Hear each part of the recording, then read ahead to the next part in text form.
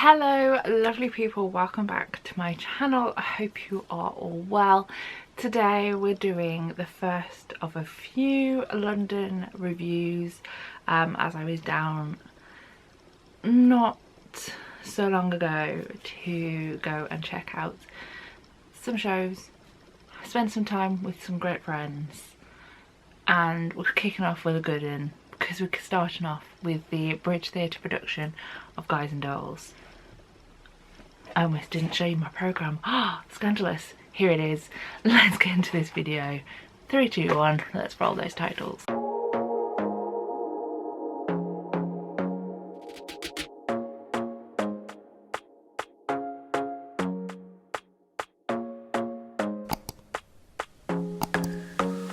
So yes, that is right, we're going to talk all things Guys and Dolls at the Bridge Theatre. Firstly, I think I'm secretly a fan of Guys and Dolls anyway. The story, kind of questionable, but I allow it to happen because it has a nice flow to it. Plus, it's one of our older shows, it's one of the classics, so you kind of allow the slightly parts of the plot. But I do love it. It is one of my favourites. I last saw Guys and Dolls when there was the run at the Phoenix Theatre with Rebel Wilson, Simon Lip Kim, to name just 2 names.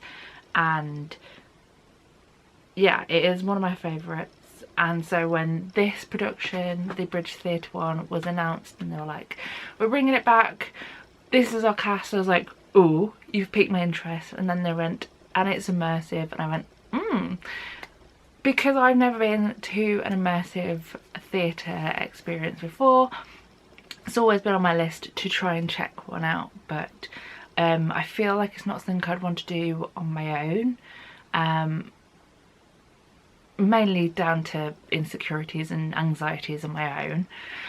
So when my friends were like, we'll go, we went. We stood in the standing area and it was so freaking good. This production is like nothing else I've ever seen before. Firstly, like I said, we had standing tickets. I've never stood for the entirety of a show. That was a new experience. But even though we were standing, it wasn't too much. It is like a 2-hour something show with an interval. However, even when you're standing, you're not completely stationary at all times.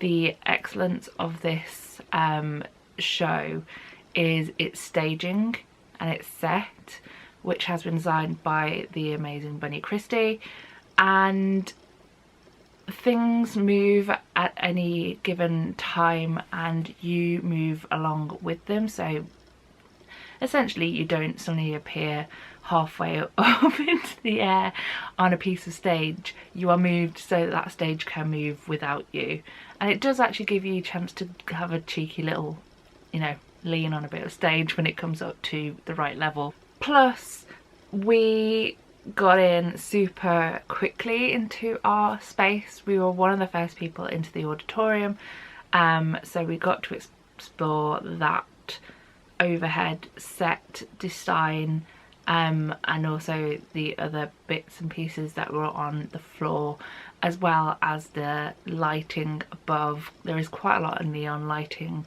and the lighting has been designed by Paul Constable, and we got to see it like with pretty much no one there. When we stepped in, I think there was one other group who'd gone through the other door, and apart from that there was only really the front of our house staff slash actors in the room. The reason why I say this slash this is because I don't fully know their job title, but they were absolutely epic. They are selling wares as soon as you step in. They are in character, they are with accents, they are absolutely phenomenal. They are selling things such as hats and programs and hot dogs and pretzels and drinks. They are also the people who help you stay safe throughout the performance. So they are the people who are telling you to move to a certain space, or to move forwards, or to move back. They were absolutely amazing and fully deserved their applause at the end of the show. I feel like we kind of befriended them as well a little bit. So we asked as soon as we went in, we went up to one, we bought pretzel, and we were like, right, where's the best place to go? And they're like, well, you find stand anywhere. Just where we were stood, they did warn us there was a little bit more moving than the other side, but we were fully down with that. It was a great position to stand in, and yeah, it was absolutely excellent, as were those people who helped us. Sticking creatively, I've mentioned the set and the lighting. I also wanted to mention the costumes, which were also designed by Bunny Christie, and also the wigs. So Bunny Christie and Deborah Andrews for costumes, and wigs, hair and makeup, should I say, were designed by Campbell Young Associates. I don't know. But collectively, the costume and the hair and everything was just like so stunning. Obviously, most of the male based characters were in some snappy suits and like just looked 10/10, and then the female costumes again were absolutely stunning. You obviously have the very strict, very uniform of the Save a Soul missionaries, but also you have the stunning hotbox costumes worn by everyone involved, and they were just visually stunning and absolutely brilliant to look at. And as someone who was standing and pretty much front row for at least Act 1, and we kind of weaseled all the way back to the front for Act 2, you get to see every single piece up close and personal, and it was just an absolutely amazing thing to stare at, respectfully, but stare at. And also I just want to mention the direction, which has been done by Nicholas Heitner. Absolutely phenomenal. It worked so brilliantly with the staging, just 100% excellent. And also the choreography, which is done by the iconic Eileen Phillips alongside James Cousins, and literally it was so visually stunning and amazing, and just everything about this production creatively is like top notch. I'm not sure where the Bridge Theatre stands in relation to Olivier nominations. I believe it's outside that cusp.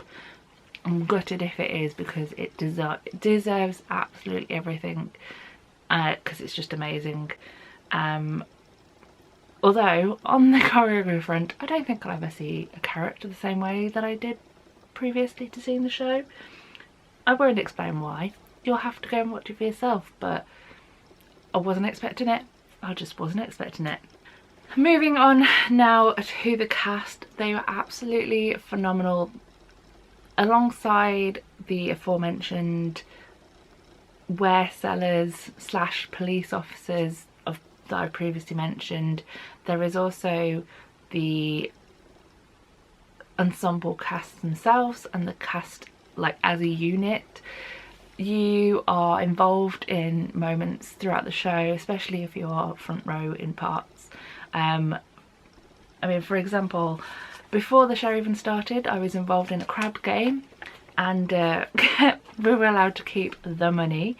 So I have $100. Still don't know how to pay craps, but I was in it all nonetheless. And we also were given some little Save for Soul mission special prayer meeting things. And you're damn right I'm going to keep that too. Anything like that, I'm a sucker for a bit of stage memorabilia. And as I said to my friends, if Linda Schumacher is going to give you something to you, you are going to take that thing, you are going to push this, hold into it with all your might and never let go of it. and I didn't. It's gonna sit at the back of my programme and live a happy life. Going back to the cast though, the talent on that movable stage is unlike anything else I've ever seen. Obviously there are the principal roles, but they didn't feel like there was a principal and a non-principal role. Everyone was part of everything, and it was just, the talent shone through like nothing else. It was absolutely amazing to watch every single member of that cast do their thing, even when I thought I was going to be involved in a big fight, staged fight, don't worry. But at one point there was a man asking for help. One of the actors is obviously on the floor and he's part of the fight. He's like, help, because he's getting dragged, and I was like, I don't know if I'm allowed to drag you back or what. It was an experience like no other, and it's going to live with me for a very long time. But I did want to mention a few of the cast members for a special little, you know, shout out. First, I wanted to mention Katie Seacombe, who played Good Luck Charlie Bernstein. Mainly I wanted to shout her out for the reason that without knowing it, we kind of got involved with something in the interval. Basically, the interval, there is a performance as if it's the hot box. We happened to luckily sit down for like 5 minutes in the auditorium during the interval, and we ordered a drink. Firstly, Dolce de Leche, I'm hoping that's how you pronounce it. That is deadly stuff. I'm not much of a drinker, and it literally smelt and tasted like a chocolate milkshake that had a little bit of something in it. It does, it has rum in it, but you know what I mean. But yeah, we took a seat, ordered our cocktail, the cocktail came out, and then they were like, just to let you know, in a couple of minutes you're going to go up in the air, you're going to stay on that seat, rise up with the stage, and then you'll come back off the stage, and then you'll come off the stage itself. The whole props will be taken away and Act 2 will start. That was an experience. But prior to that, we just about sat on the chairs, and Katie Seacombe and one other actor were having a conversation, and it was kind of, the way it was portrayed is because they are in full character mode from the moment you step in until the end when they're taking their bows. And yeah, we were sat down minding our own business, and I just hear on the one side of me Katie Seacombe as Good Luck Charlie and one other cast member, and they were having this like little argument, saying like, come on Charlie, I need to get some more money, I need to get paid because I need to pay my rent, blah blah blah blah. And it went backwards and forwards, and out of nowhere, I don't know where it came from because I'm not usually this kind of person, but I went, oh, something's going down, or something's going down, and I went, then I suddenly realised that had come out my actual mouth, and I went, sorry, and Katie Seacombe was like, no, it's gonna go down in a sec, and I was like, okay, I'm fully involved with this situation now. But it was just amazing to be in the presence of a actor that you've seen in various things and watched doing various performances on the telly and anywhere, and it was just, I was fangirling quite a lot, let's be honest, and her role as Good Luck Charlie was just absolutely phenomenal. I just wanted to mention it. I also wanted to mention Cameron Johnson, who played Big Julie. I've never seen a man of his stature fall so gracefully after being punched.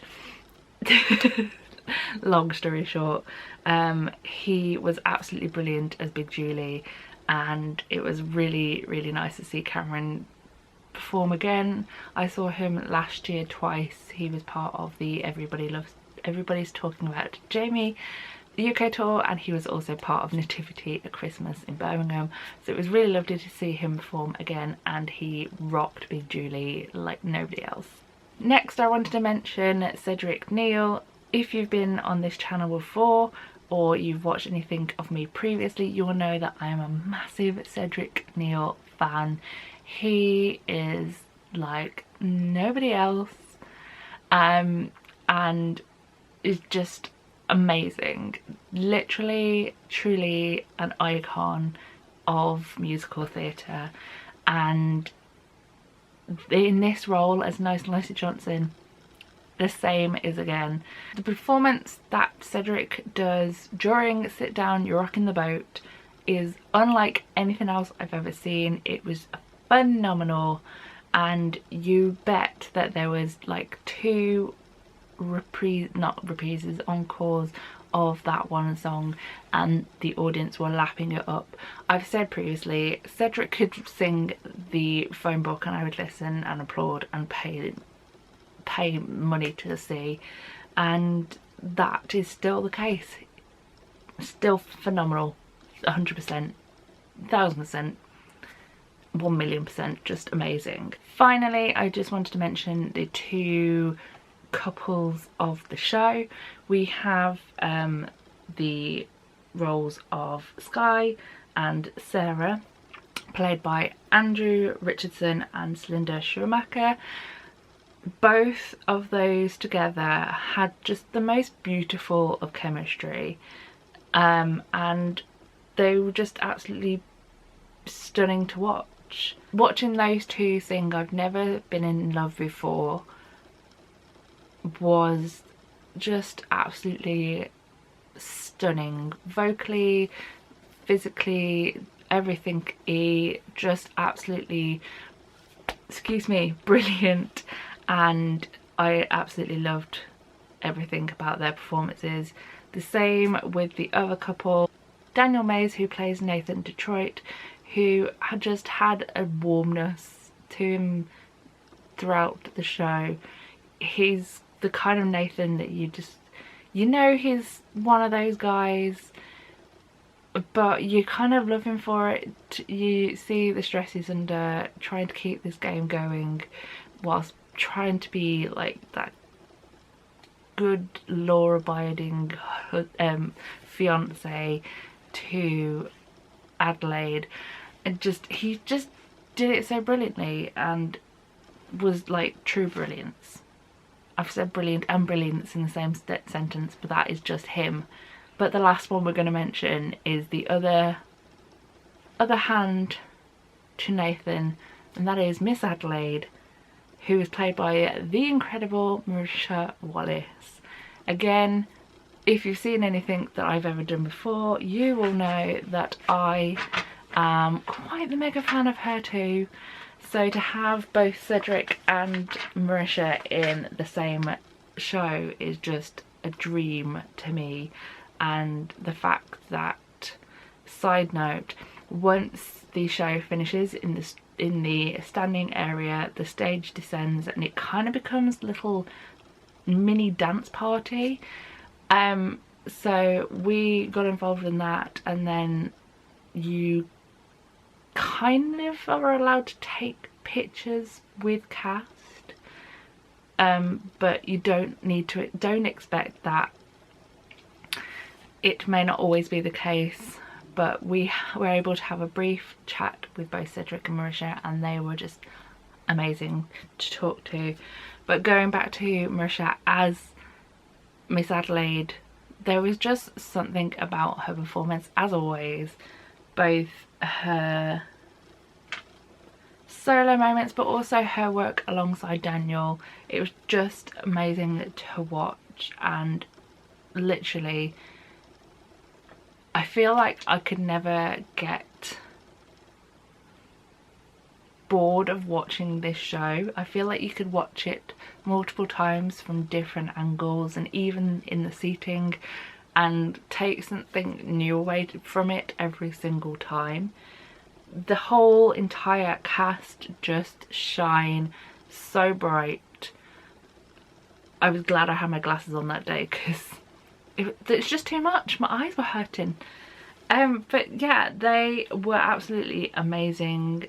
The entire space is just absolutely phenomenal, and I 100% really would like to return before the end of the run. I mean, I've got a while, it's going until the 2nd of September, but you bet your bottom dollar I will be back to go and watch that show again before the end of the run, because it's just that brilliant.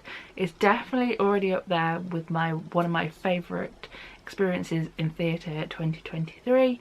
I know we're only in April, but it's just so good. I don't think it's going to be beaten that easily.